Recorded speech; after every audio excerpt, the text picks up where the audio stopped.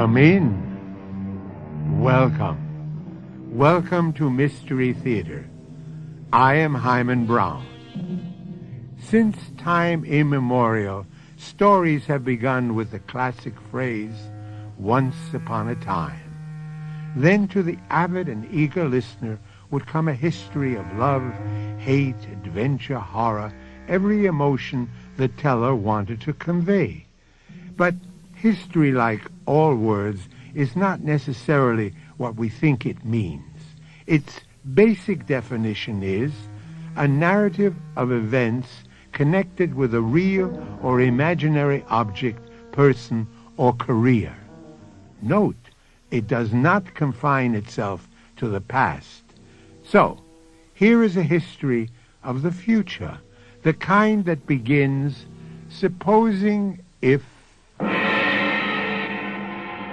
We recognize your presence, daughter. What is your desire? Not mine, but the Earth creature's. He demands an audience with you. Demands? He says that if he is not returned immediately, his people will send their ships against us and shoot the mothership out of the sky.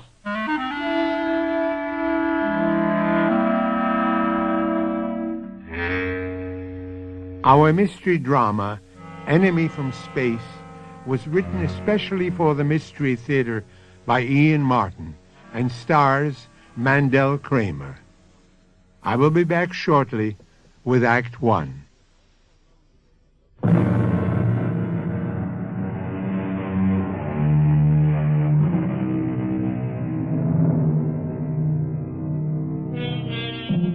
This is the year of 2029. President Winston Alexander is midway through his second term, a commanding figure on the world stage who has brought America to a new surge of leadership.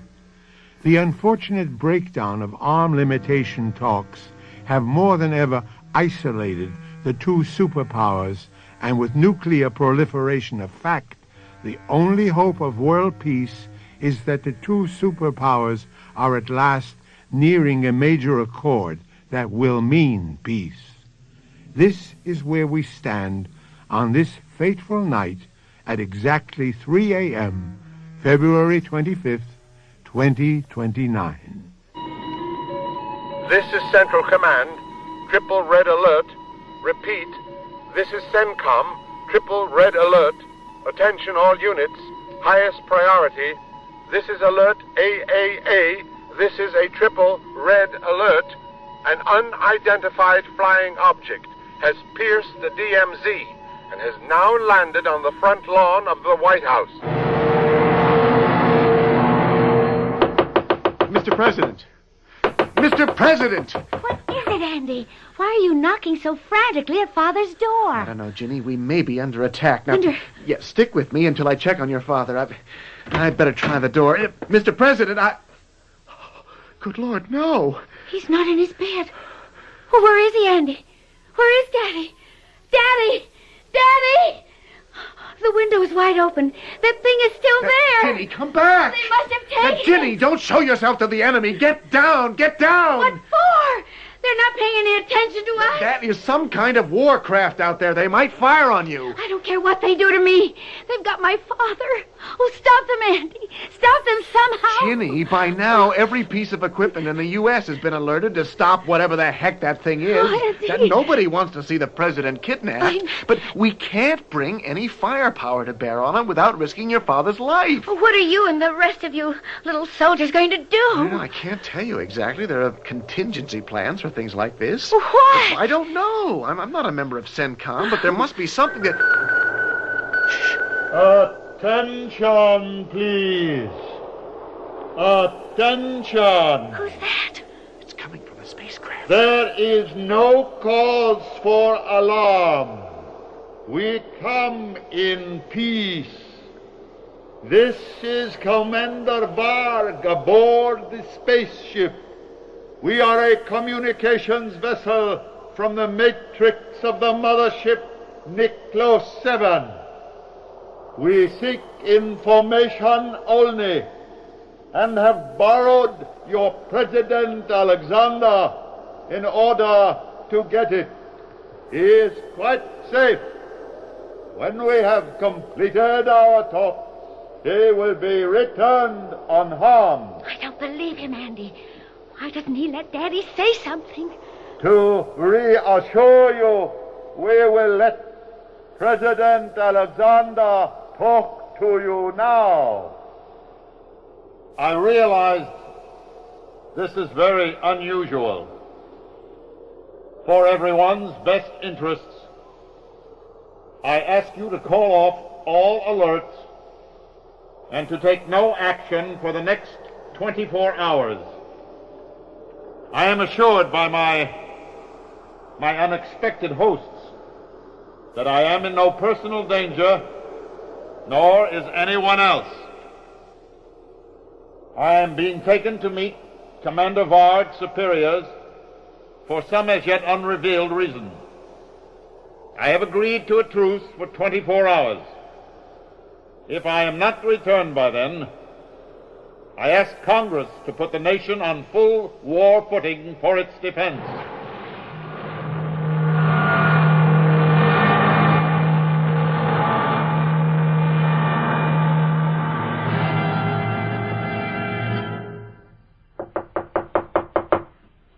Who is it? Colonel Harris, Miss Alexander. Oh, well, just a sec. Oh, come in, Andy. Any news? No, not yet. Oh, do I have to be cooped up here like this? Shinny, do I even have to answer that?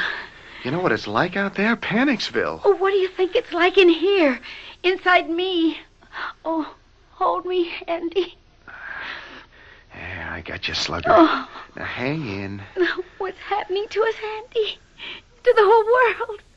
Who are they? I don't know, Ginny. Nobody knows yet. Where have they taken Dad, and why? Don't you think I'd give my eye teeth to be able to answer those questions? Oh, never mind you. What about all those fancy tracking systems? Our big, sophisticated strategic command, or whatever you call them. Didn't they follow that saucer thing or whatever it was? Yeah, from the second after it lifted off, the darn thing just disappeared. Where? How? Darling, I'm a lucky little boy in the Air Force who ended up a president's aide-de-camp and I hope pretty soon his son-in-law, but I am not a scientist. Oh, don't try to waffle, Andy. You must have some idea. How could this spacecraft slip all our defenses? Well, first off, it has some kind of radar negator.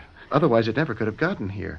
Second, who knows what this craft is vectored on? It could be traveling on a Mobius curve that took it upside down into some other space continuum or through a galactic time window. All I know is we can't pick it up electronically, by laser, satellite spectroscope, nothing. It's just gone. Oh, and Dad with it? Gone. No, Gina, he's all right. What makes you so sure? You heard the man. What man? Well, whatever he was, Varg, the spaceship's commander. He promised he'd return your father after they talked to him. What do they, whoever they are, want to talk to him about? Search me. Oh, don't give the big stone face to me, Andy Harris. You've got to have some idea of what's going on. I swear to you, Ginny, I do not have one clue. And if they don't return Dad within 24 hours, then what? I guess we go on full wartime footing. Against what? Well, that's the big question, Ginny. It's bad enough that we have to take a step into the last unthinkable war, but to have to make that step without knowing the enemy is kind of mind-boggling. Do we even know that they are the enemy? Yeah, I think President Alexander answered that one for us in the speech we heard. He was the one that set up the time limit. And the way I read it, he wasn't running all that scared. I think he was laying it on the other guys that they weren't dealing from much strength. You really, honestly believe that, Andy? I don't know what I believe. And neither does anyone else. This is the one contingency nobody ever figured to make plans for.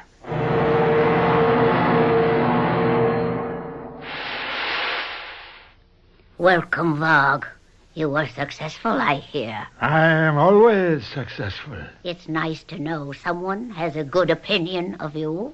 Someday I will make you sorry for your contempt for me. It isn't contempt, Varg. You're beneath that. Do not give yourself airs, Zeta, because you are half borrowed from the life stream. We modules are just as good as you. I don't intend to argue with you. Have you brought our hostage? He is just beyond the door. Can we get on with the business at hand before the Supreme One questions the delay? Oh, one of these days, Zeta. Open. You may come in, Mr. President. Thank you. This is Dr. Zeta. You will be in her control now. May I ask why I've been brought here, wherever I am? My instructions do not permit me to do so. Then I demand to be taken before this Supreme One. What is it you want of me? My desires are simple and quite practical, Mr. President. I am a doctor. A medical doctor? Yes, May I ask your name? Zeta. That's all? Dr. Zeta? Won't that serve? It's only identification, after all. Why am I here? As far as it concerns me, for a basic series of tests. Medical. I'm not applying to be a citizen of whatever state you represent. You have joined Nicholas 7 as a passenger. It is routine for you to be quarantined until we can determine that you are properly immunized. There isn't time for that. I thought I had made it quite clear to your Commander Varg that if I am not returned to Earth, or am not in contact with it within 24 hours, a state of war will exist between us and your country, whatever it's called. We have no country. I beg your pardon. We are survivors, limited to the travelers on this spaceship. Oh, this is a large cosmos in itself. We are not inconsequential, but we are a culture in search of a home. I don't understand exactly why I have been... Well, why mince words? Why I have been kidnapped. What function can I serve for you? I am not quite sure of that myself. It is something you will have to discuss with the Supreme One after I have finished my tests. Give me your arm, please. What for? I wish to take a blood sample. If you don't get me in to see your precious Supreme One, Dr. Zeta, you will have a bath of blood. My country, for its own protection, will throw all our might against you and blow you and your mother ship out of the sky. Not while you are hostage. Oh, yes. I would disappear with you. I am, after all, not indispensable. You mean you would permit your people to destroy you? I would expect them to if you were the enemy. Are you? First of all, I must carry out my tests. And then I will seek an audience with the Supreme One and tell him you wish to appear before him.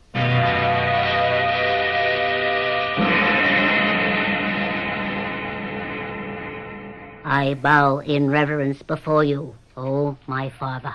We recognize your presence, daughter.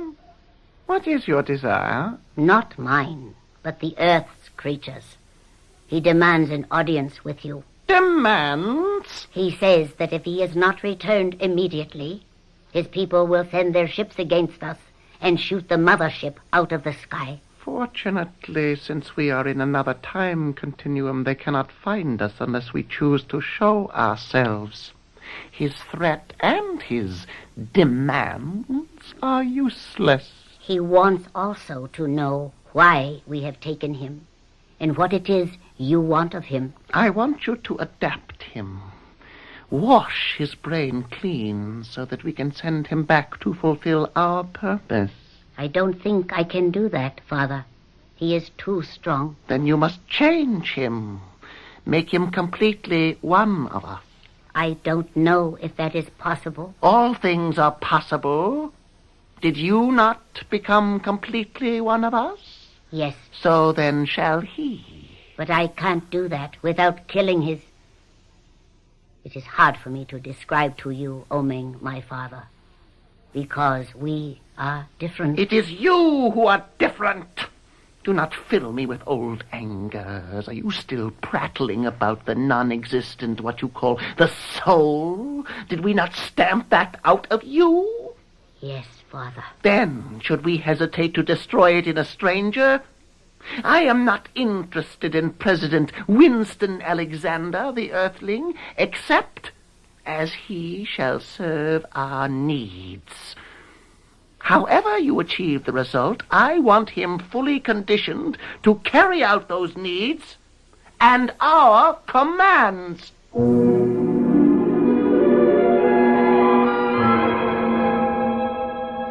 Now remember, this is a story of supposing if. Supposing there was a mothership from some unimaginable planet coursing in space, looking for a new land to colonize, and supposing they singled out Earth and felt that it was their promised land. How much would they lay claim to? Or would they simply follow the pattern of colonialism and take it all? Mystery Theater will return shortly with Act Two.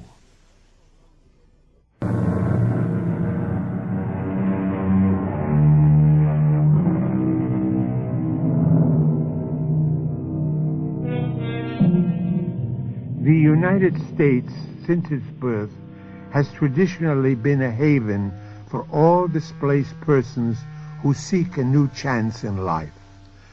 By and large, with few exceptions, no country has welcomed the alien more generously. But alien in a science-oriented society is no longer a simple description of someone who may differ in minor ways, such as color, creed, or politics. Tomorrow's alien may come from a background so foreign that there is no hope a world can be shared. You have been long, Dr. Zeta. What news do you bring? I am afraid not what you want to hear, President Alexander. You mean I am not to see your Supreme One? He has commissioned me to be his ambassador. Well, under other circumstances, I couldn't be more charmed. Perhaps even under these. What do we have to discuss? Mr. Alexander, if that is a correct term to apply to you. It is perfectly correct. Except somehow between us, Yes? Well, I don't know what made me say that. Some strange tug underneath everything makes me want to deny any formality between us. I must tell you, Mr. Alexander, you are wasting your time. I am not a woman as you conceive of women. Are you so sure? Yes. You must understand about us aboard this ship.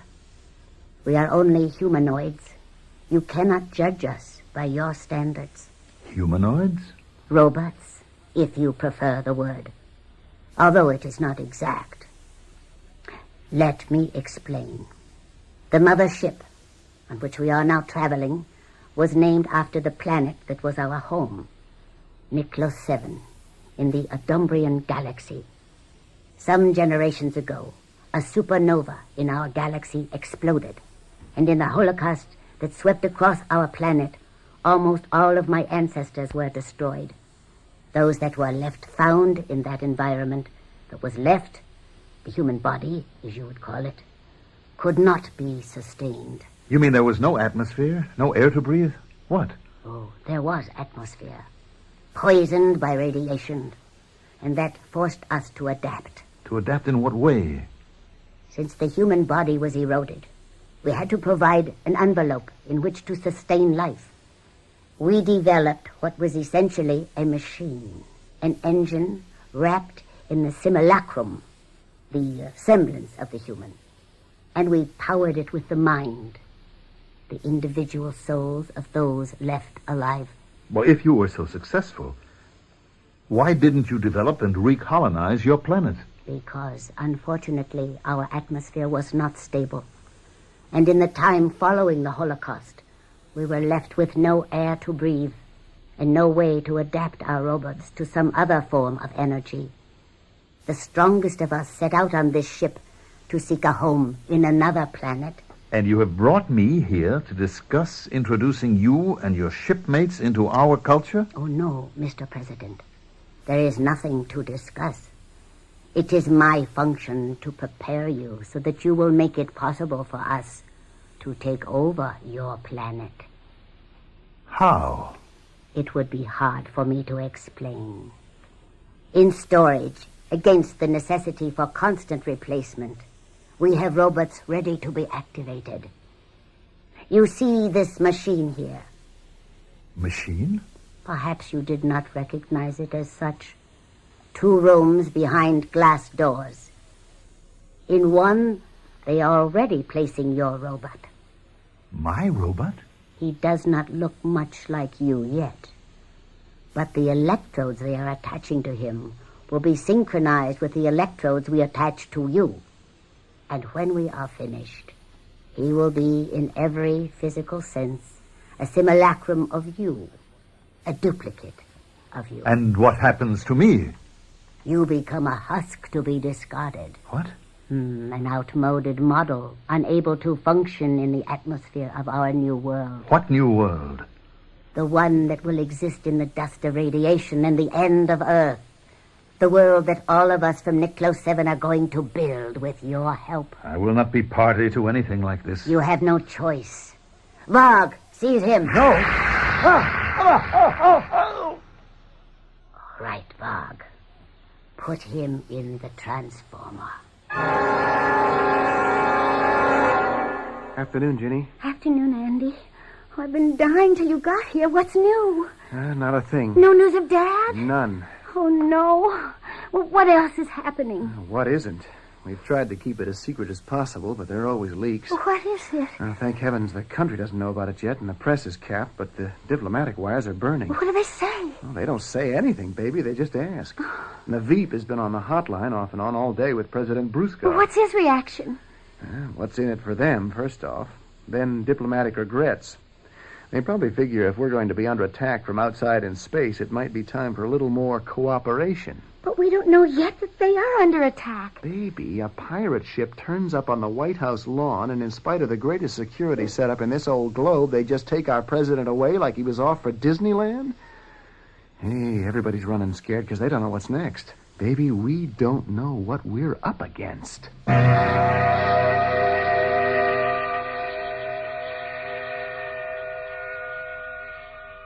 This is President Alexander aboard a shuttle spacecraft returning me as promised to the White House at the pre-agreed time. I have been well treated and am in the best of health. No one need have any concern about me. I have just completed preliminary discussions with a friendly power from outer space, which will have dramatic and earth-shaking consequences for the safety of America and the whole world. I am aware that all our armed forces have been alerted. I ask them as President and Commander-in-Chief to extend safe conduct to the spaceship and allow it to land me and then depart in full safety.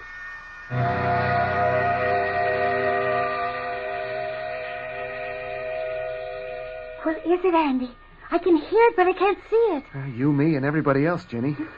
I'll lay odds even radar and Transcom haven't got a fix on it. Well, it can't be just invisible. Well, it could be. Probably sets up some sort of magnetic field which locks it out of all our sensors, including just plain old eyesight. But it sounds louder and louder. You can tell it's approaching. 10 to 1, it doesn't have to. They just want to warn us they're on the way. You better keep to one side of the window, Ginny. There it is. See it, Andy? Where? Oh, by the monument. He's skimming in like a frisbee. Wish that's all it was. Oh, you don't think anything's going to go wrong, do you? Sure had better not. Oh, Andy. Since that thing showed up in the first place, I got a hunch nothing's going right.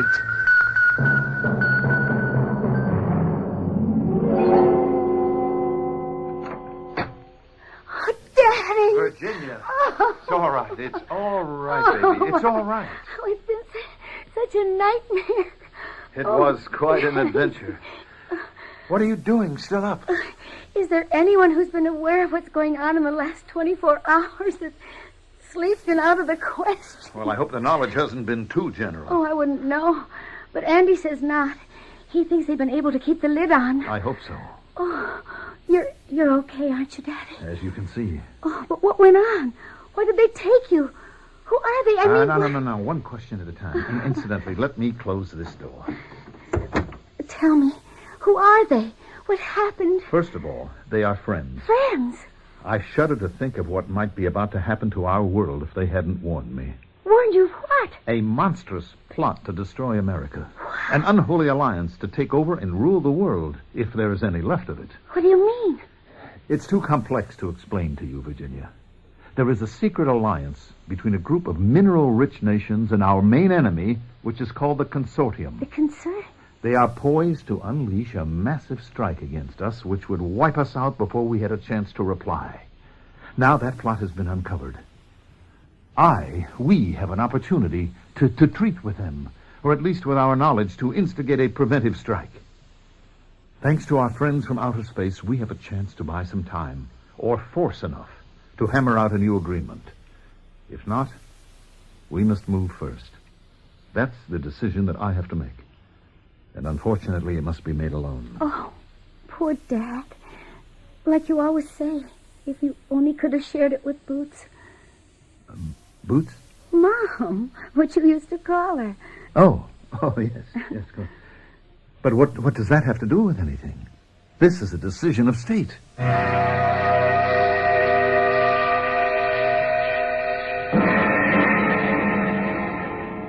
Who is it? 6 audience?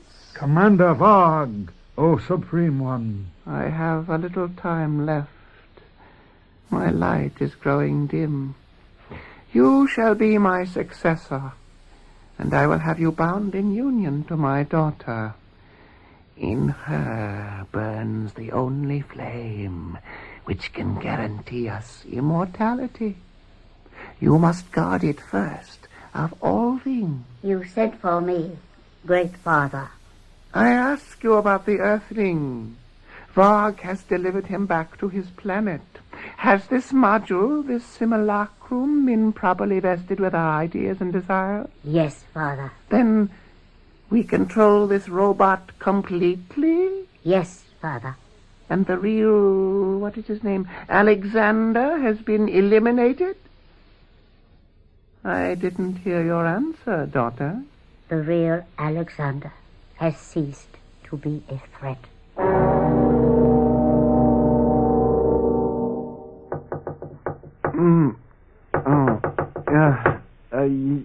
Who is it? Andy, it's me, Jim. Hold it. I'll be right there. What is it, Ginny? What are you doing wandering around at 5 in? Andy, I'm scared. Can I come in? I don't know how to say this so it makes sense. You're the only one I can say it to. Say what? Come on, baby, spill it. Andy, the man they brought back in the spacecraft. Uh-huh. That's not my dad. It's not President Winston Alexander. There's just no way that is my father. As President of the United States, Winston Alexander holds the fate of the world in less than one hand. In cold fact, in the finger that may press the button to unleash atomic warfare to end the world. President Alexander has been replaced by a robot, activated by a power in space that has everything to gain from the end of Earth and nothing to lose. I shall return shortly with Act 3.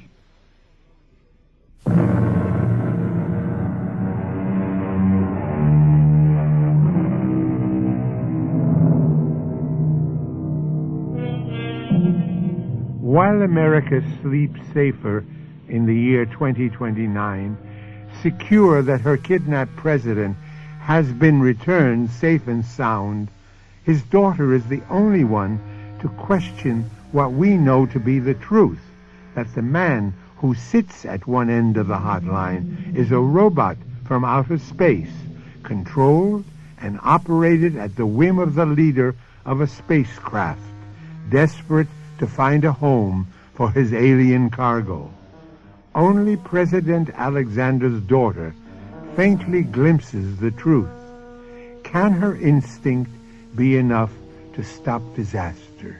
What are you talking about, Ginny? I tell you, he is not my father. Well, you mean they brainwashed him or something? I don't know what I mean, Andy. It's just, I don't know, little things. He is not my father. What little things? Oh, I don't know. Like, he calls me Virginia. Now, that's funny. That's strange. Dad never called me anything but Gin. And he doesn't... I don't know how to describe it. It just doesn't feel right. Ginny, we've all been through the ringer and been pretty shook. Now, you're just jumping at shadows. I'm not. Boots. Huh? Boots. That was Dad's name for my mother. Dad could never forget it. Ginny, your mother's been dead for 15 years. But you don't forget things like that. Dad wouldn't. He can't forget his own name for her that he loved to call her. If it isn't your father, who is it? I don't know. Oh, Andy, do you think I'm losing my mind? Because there's something about him that scares me. It scares me right down to my heels. Wake up, Mr. President Alexander. Wake up. Well, That's such a long name. We must find something more suitable. What did your wife call you? What? What did you say? Did your wife have a name for you? My wife? Ruth? Boots? Yes, she called me Wink. Wink? Yes, short for Winston. It was a silly name, but I liked it. Wink. I like it too. Wink. Well, where am I? Where I brought you. To my bed. To your bed? I can't stay here. You must. Where else can I hide you? Hide me? Why must I be hidden? Because I should have destroyed you once I made your other self. What other self? The one we sent back to Earth. The one we programmed to destroy all the people on Earth.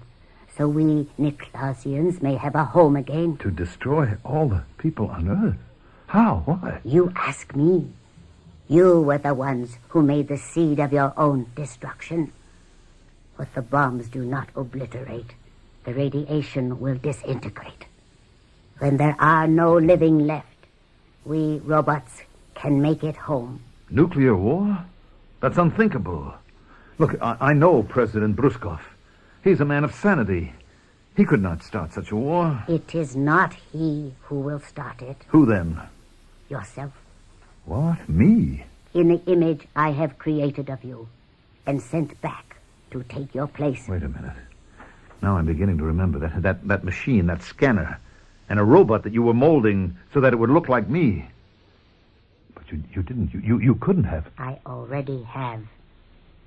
He is sleeping at this moment in your bed on Earth. When he rises tomorrow, he will still believe what he has been programmed to believe.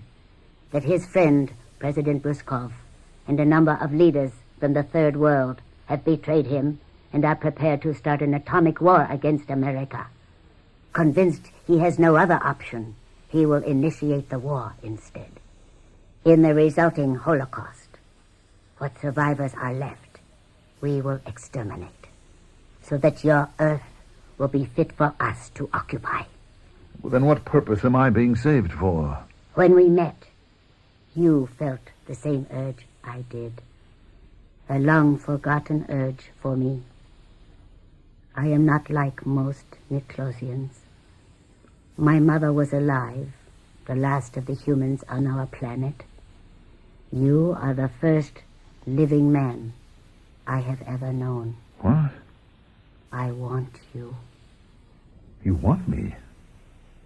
You want me for what? As a luck charm? As a house pet? Look, I have got to stop what you say is going to happen. There is no way. There has to be. Zadar, listen to me. Now, you say that your mother was human, and you are her child. So you must have some feelings. If you have any love for me. Love? Well, what made you keep me alive? I don't know.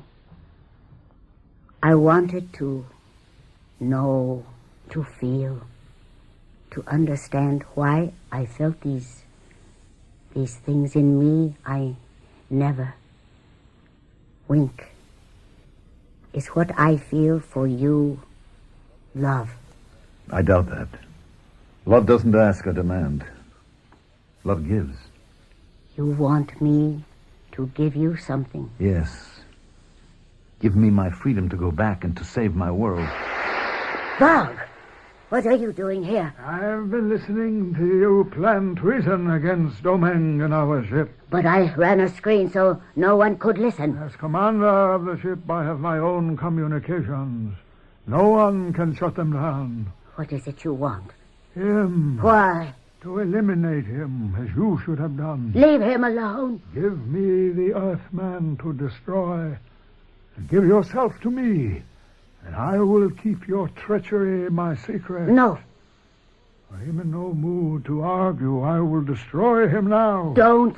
I warn you. How can you stop me? Like this. How can you? No one is to be armed but me. You fool. I am a doctor. If I can create the simulacrum of life, do you think I would not have the power to destroy it? But we are deathless. Only the human spirit is that. A robot dies forever with the body. But you can give another body to... Never. It's time that all of us went down to destruction. Good Lord, he's just disintegrating. It's not a body at all. It's just a mass of wires and circuits and transistors. Is that what's sitting in place of me at this very minute? And programmed to blow up your world as you know it. I've got to get back and stop it. You can't stop it. Only I can do that. Then you have got to. I don't have to do anything. But this I can do, out of free will. You said that loving was giving. I only hope we are in time.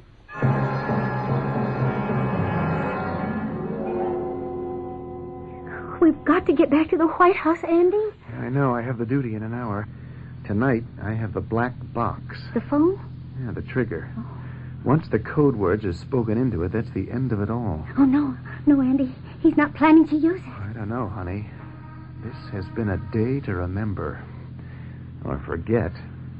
Ever since he came back from wherever the space Nicks took him, he's been obsessed by this plot, he says. They proved to him that the other side is set to push the button. I want to tell you, the cabinet meeting was a shambles. He is not my father. Well, whatever he is not the president. Yeah, that's why I had to get you away from there to talk to you for a moment. Crazy as it is, somewhere along in this afternoon, watching him, I knew you were right.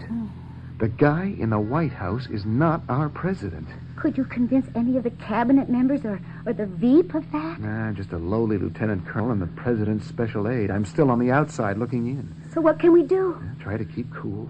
Nothing's happened yet. And nothing is going to happen. But you just said that... Yeah, that I was on the outside looking in. That's true. Except for one thing. Tonight, I have the special duty. Remember? The black box. Right. If he tries to use it, Ginny, I'm going to stop him.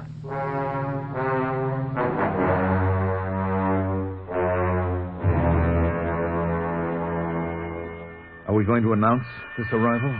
There is no need. I have the radar negator on. We can penetrate your DMZ and have landed before they can activate a screen. Still, to avoid the risk of upsetting an already uneasy situation. Wink. How much more would it upset if you were to announce yourself as President Alexander returning, when your whole world believes you are already there? Yes, I suppose you're right. But what do we do when we land? There will be ground forces. Helpless against the force field I maintain, and the one I shall throw around you. And then what happens? We find your simulacrum, and I destroy him, as I did Varg. And then? Then, all is as it was before we invaded your world. I will return to the mothership, and Earth will be safe. But you could stay, Zeta. You could stay and... Nothing. There is nothing for us. And I must return to take command of the Nicholas 7 and drive it forever out of your orbit. But where will you go? Where we should have gone long ago, when we ceased to be anything but automatons. To course into the empty void of space, till fuel or air runs out. And we will be no more. In the end, the ship will break up. We will all disintegrate like Varg and disappear into atomic dust. I won't let that happen to you. There is no way you can stop it, and no time to discuss it further. We are about to land.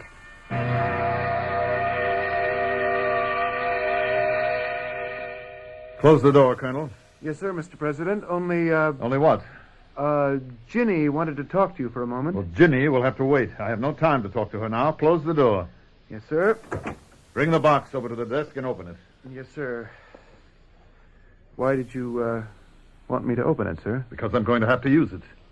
Use it, Mr. President? The forces of evil have bound themselves together in an unholy alliance to wipe the America we know from the face of the earth. We have no choice but to take preemptive action. Open the box and give me the phone. No, sir. What? If you disobey my orders, I'll have you shot. Yes, sir, but not much chance of that, since I'm the only one that's armed at the moment. You think for one moment that outmoded weapon that you're pointing at me could... What's that? I'll open the window and... It's the spaceship. What's it doing here? Let me see. The door is opening. Zeta! What are you doing here? Eliminating you. So, that is the end of it. And us, Wink? No. Don't go. I must. But I gave you something, Wink. I gave you back your world. What can I say? Only goodbye. Me and mine. We're a disease which had to be stamped out. And will be. You will never see or hear of us again. But at least once, Wink, I gave. I found out what love is all about. I would rather have lived it, but it is also worth dying for.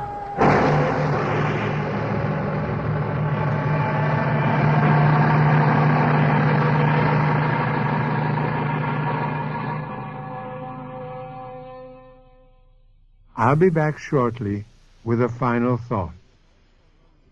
The nights are lonelier than ever now for President Winston Alexander since his daughter Ginny married full Colonel Andrew Harris.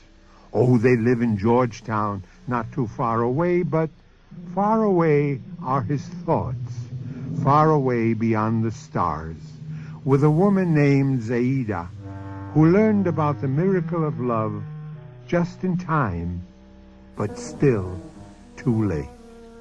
Our cast included Mandel Kramer, Evie Juster, and Russell Horton. Associate Director, Marlon Swing. This is Hyman Brown, Producer-Director, inviting you to return to our Mystery Theater for another adventure in the macabre. Until next time, then, pleasant dreams.